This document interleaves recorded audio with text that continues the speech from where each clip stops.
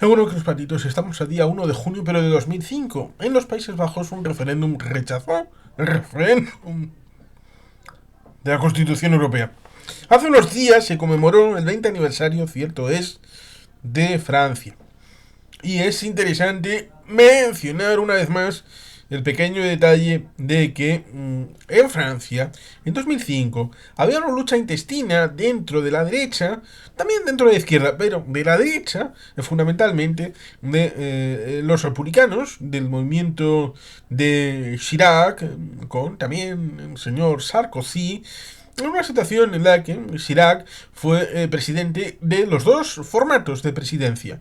De la presidencia de 7 años, el señor Mitterrand tuvo dos mandatos de 7 años entre el 81 y el 88, entre el 88 y el 95, y luego el señor Jacques Chirac, que es interesante porque los franceses, un poco como pasa con los italianos en cierta medida cogen a los artistas y cogen a los papas y hacen series y películas bien interesantes.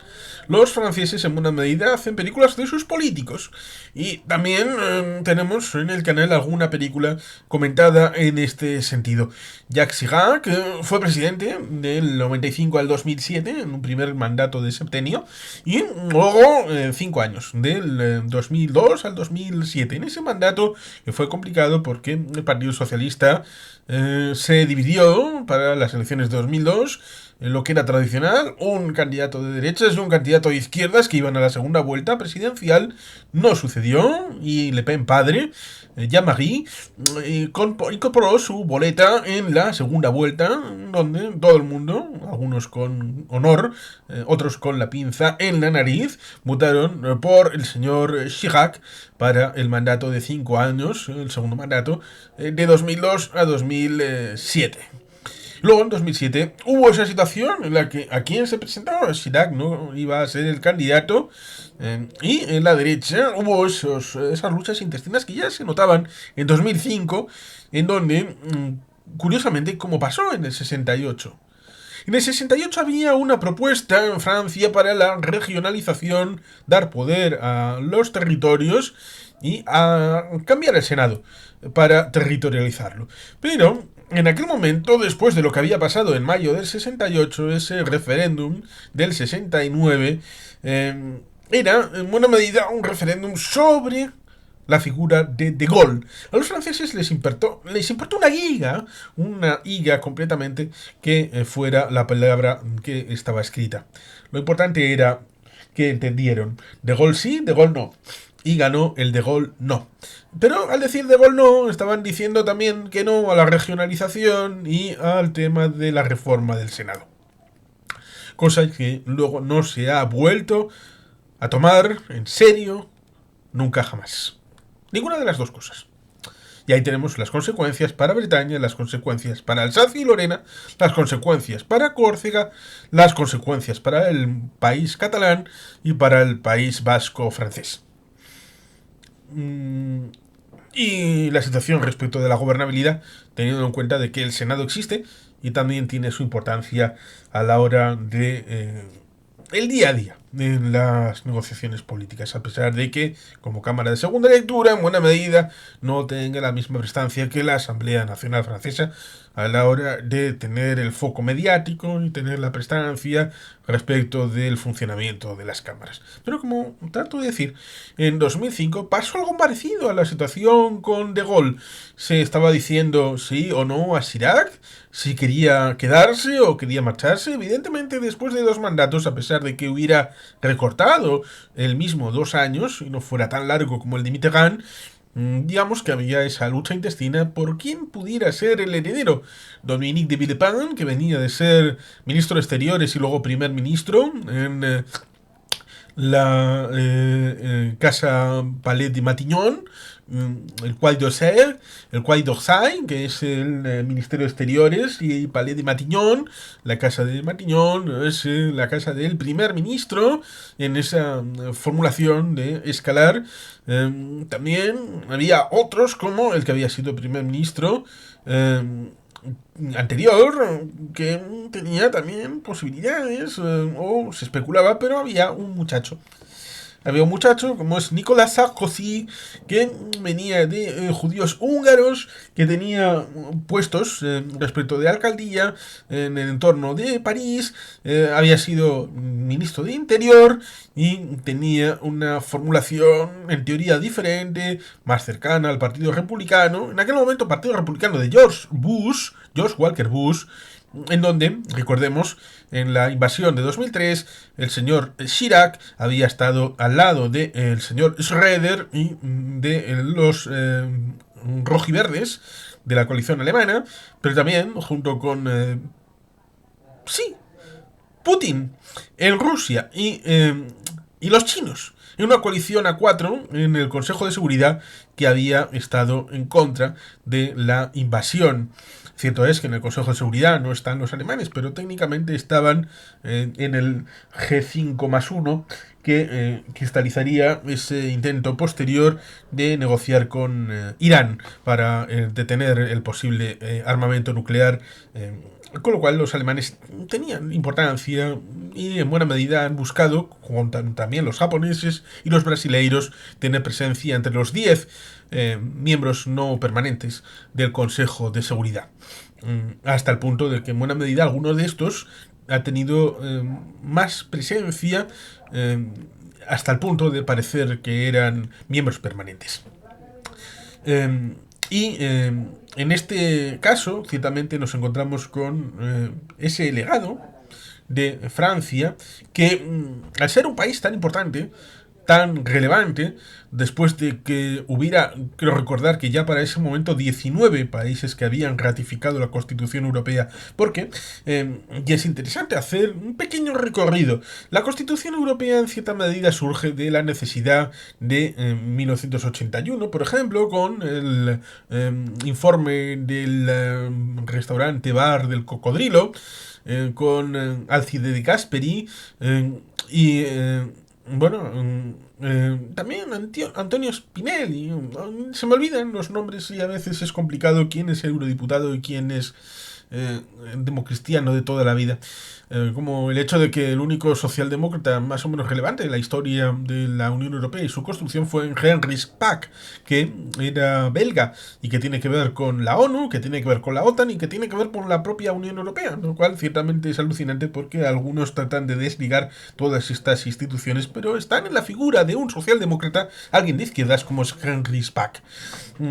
Y en esos momentos, respecto de el Parlamento Europeo, con su configuración directa, con la presidencia de Simone Weil en 1979, a través de 1981, con la incorporación en ese momento de Grecia, pero en 1986 España y Portugal, haciendo la Europa de los 12. Luego en el 95, lo rememoramos en un vídeo específico, entrarán Suecia, Finlandia y Austria, y será la Europa de los 15, hasta la ampliación de 2004, se iban entorpeciendo esas instituciones que habían sido reformadas en el Acta Única Europea del 86, un limitado elemento de aplicación de lo que había supuesto ese programa de reformas del 81, con luego la incorporación del proyecto de 3 pilares de Maastricht, la situación, el Tratado de Ámsterdam, y luego Niza en el año 2000,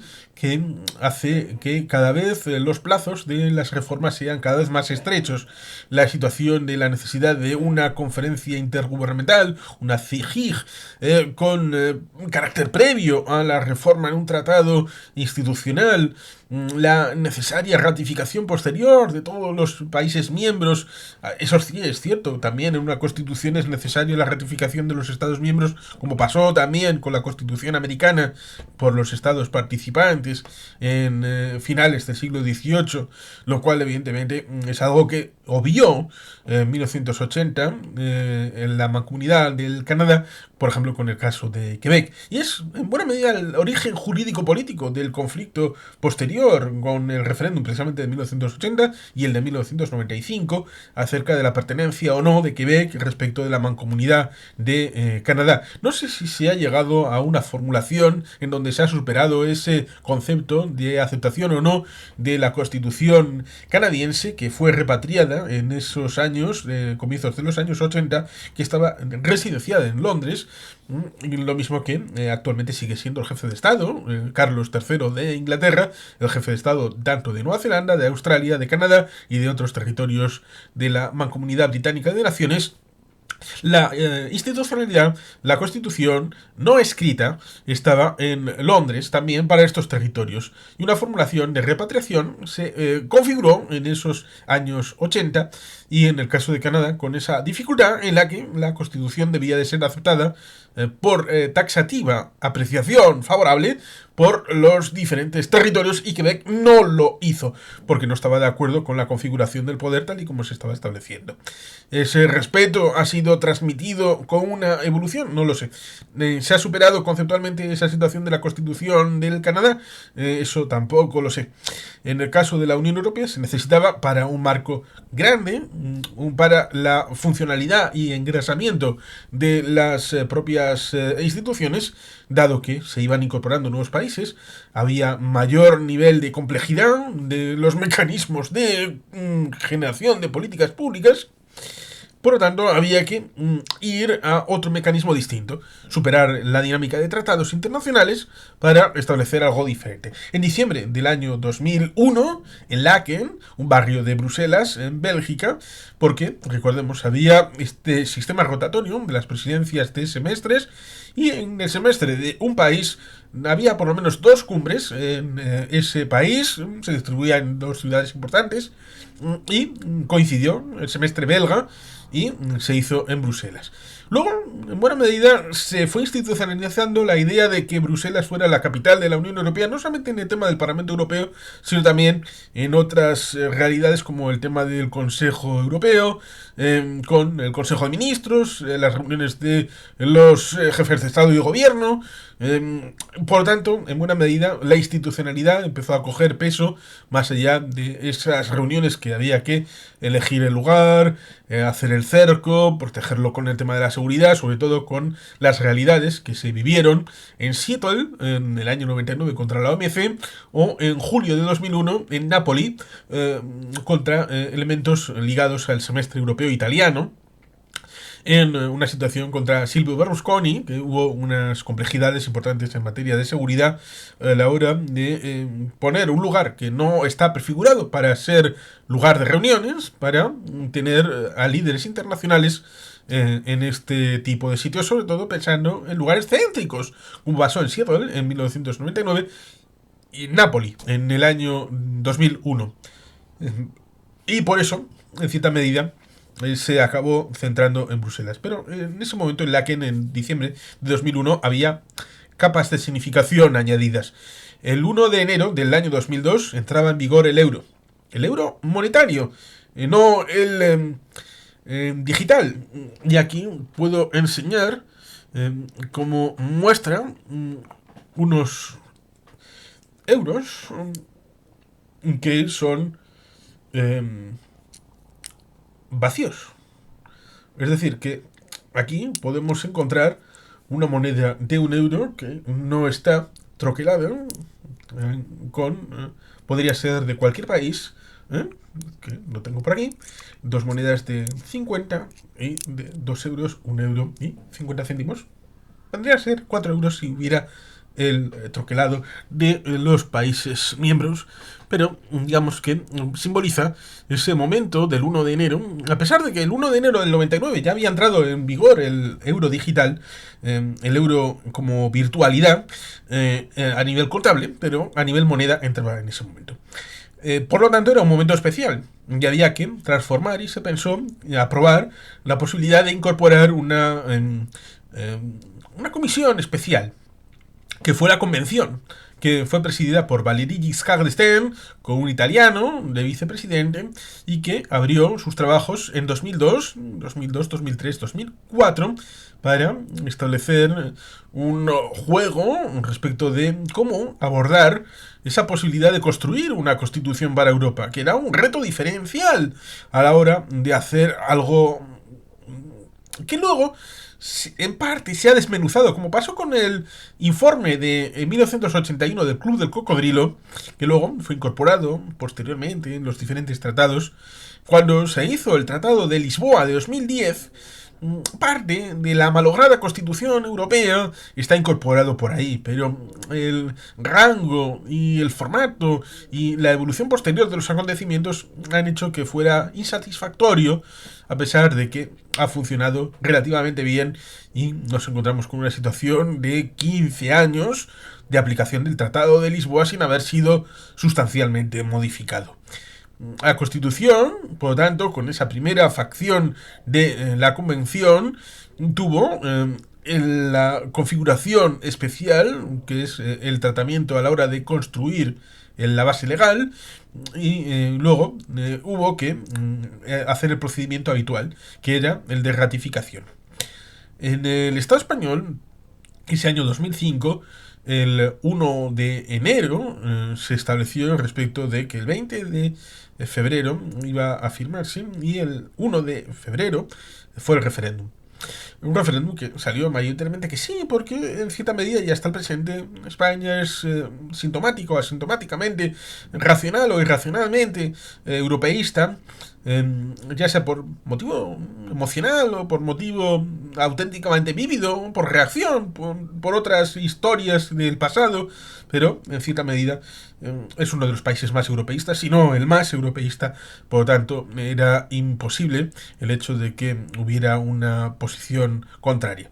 Es uno de los pocos referéndums que ha habido en el Estado español, tan solo cuatro, en el 1976, la Ley de Reforma Política; 78, el 6 de diciembre, la Constitución Española; en el año 86, con el tema de la ratificación o no de la permanencia en la OTAN; y en el año 2005 con el tema de la Constitución Europea. Luego hay otros 7 que son autonómicos respecto de las 4 nacionalidades: el gallego de 1980, el vasco de 1979, los 2 catalanes de 1979 y de 2006, y los 3 andaluces de 1980, el 28 de febrero, de factura desigual en Jaén y Almería, de 1981 y de 2006 para el Estatuto Viejo y el Nuevo de Andalucía. Supongo que con el Estatuto de 2006 se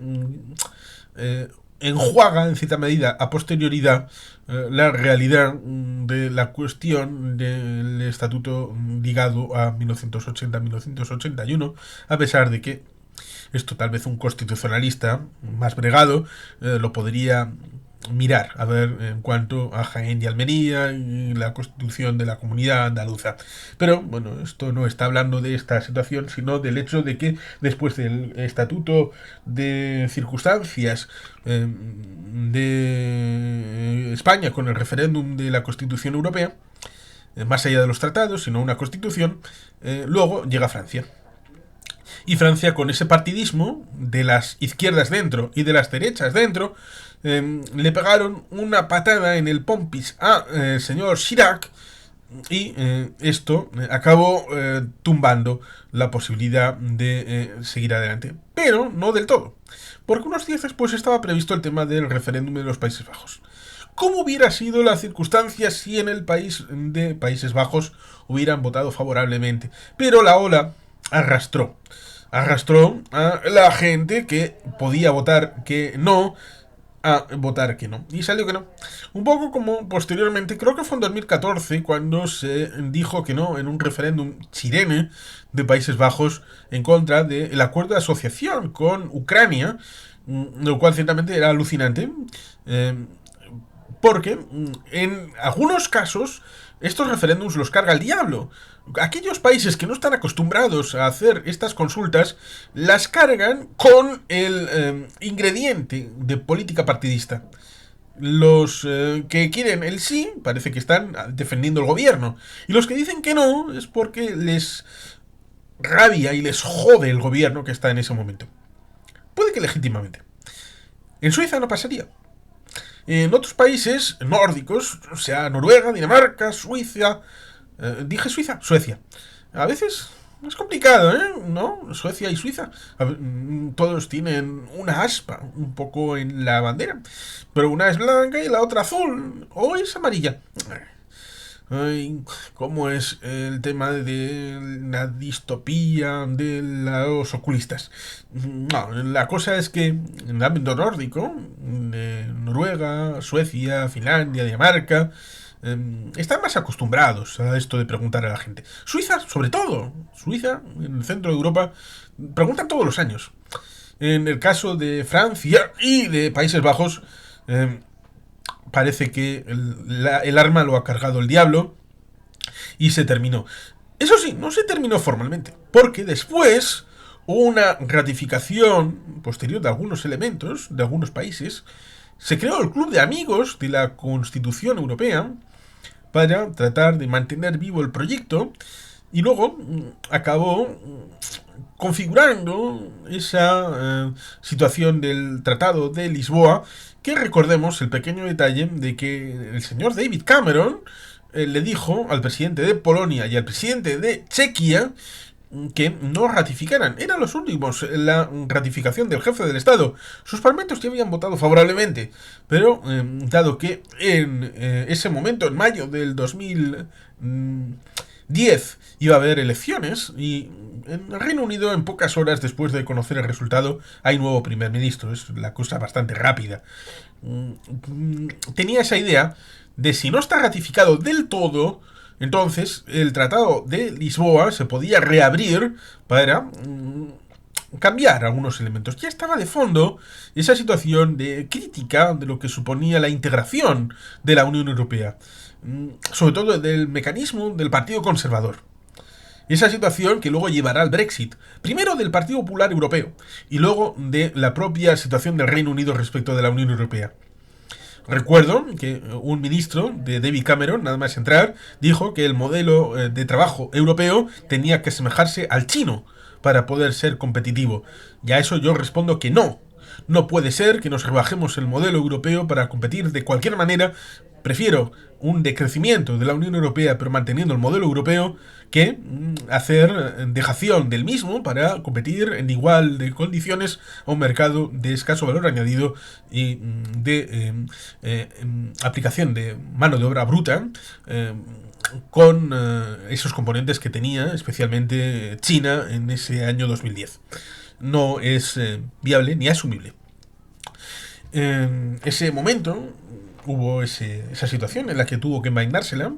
Entró en vigor el Tratado de Lisboa, pero ciertamente hay que tener no solamente memoria, sino también, como diría von Däniken, a pesar de que no es santo de mi devoción en lo realista, como literato y como maestro de ciencia ficción, puede que sí, pero digamos que hablaba de esta realidad acerca de recuerdos del futuro.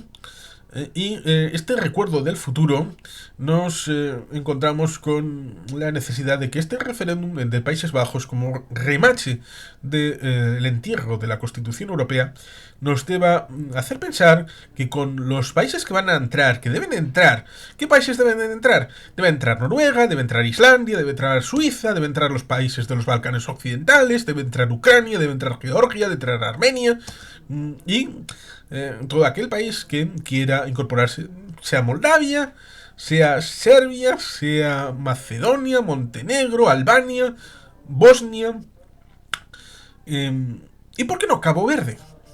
¿Por qué no?